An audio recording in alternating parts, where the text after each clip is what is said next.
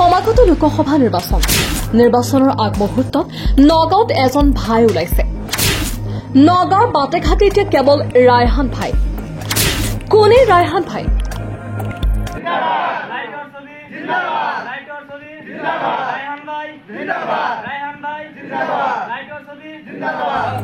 ৰায়হান ভাইৰ সমৰ্থনত নগাঁৱত ওলাই আহিছে জাকে জাকে লোক।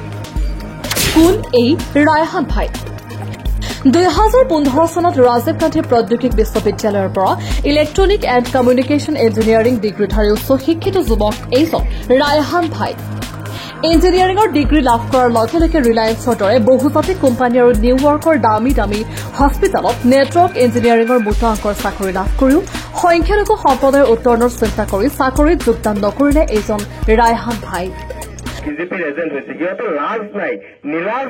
নগাঁও আৰু মৰিগাঁও জিলাৰ বিভিন্ন ঠাইত ইঞ্চুৰেঞ্চৰ সেৱা আগবঢ়োৱা ৰায়হান ভাই সংখ্যালঘু ৰাইজৰ দুখ দুৰ্দশা দেখি এইসকল লোকৰ উত্তৰণৰ বাবে নগাঁও লোকসভাৰ ৰাইজৰ মনোনীত প্ৰাৰ্থী হিচাপে মনোনয়ন দাখিল কৰিলে।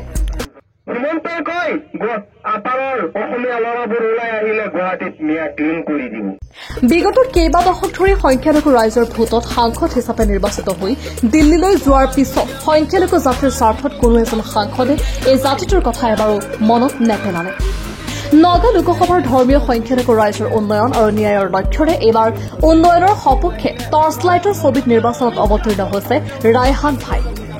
বিগত কেইবা দশক ধৰি পিছপৰি থকা নগাঁৱৰ ধৰ্মীয় সংখ্যালঘু ৰাইজে এইবাৰ উন্নয়নৰ স্বাৰ্থত টৰ্চলাইটৰ ছবিত ৰায়হান ভাইক ভোট দি সমষ্টিটোক পোহৰাই তুলিবলৈ সংকল্প লৈছে। ৰায়হান ভাইৰ সমৰ্থনত নগাঁৱত ওলাই আহিছে জাকে জাকে সংখ্যালঘু ভোটাৰ ৰাইজ। এতিয়া অপেক্ষা মাথো 16 এপ্ৰিলৰ নিৰ্বাচনলৈ। News desk report, Assam live. জনসাধাৰণক সেৱা আগবঢ়াব পাৰি সেইটো কিন্তু সিহঁতৰ কাৰোৱে নাই। এতিয়া সুৰেশ বৰা বিজেপিৰ হয়নে নাই? তেওঁৰ কথা জানেই। আজি আমাৰ মাজত ইয়াত অসমীয়া মানুহ আছে, আমাৰ বাইদেউসকলক সোধক, ইয়াত আমাৰ সুৰজিত দাস আছে। আজি কিয় তেওঁলোকে বিজেপিত নাযায়, কিয় নগ'ল কওক? আজি আমাৰ কিছুমান মিয়া দালাল আছে যিখিনি এতিয়া বিজেপিৰ এজেণ্ট হৈছে, সিহঁতৰ লাজ নাই, নীলাজৰ নিচিনা বিজেপিত গৈ আছে কেইটামান টকাৰ কাৰণে। যেতিয়া পীযুষ হাজৰিকাই দ্বিতীয় মুখ্যমন্ত্ৰীজনে কয় যে আমাৰ মহিলাসকল বোলে সন্তান জন্ম দিয়া ফেক্টৰী, হিমন্তই কয় আপাৰৰ অসমীয়া ল'ৰাবোৰ ওলাই আহিলে গুৱাহাটীত মিয়া ক্লিন কৰি দিব, 1 বছৰত মিয়া চাফা কৰি দিব।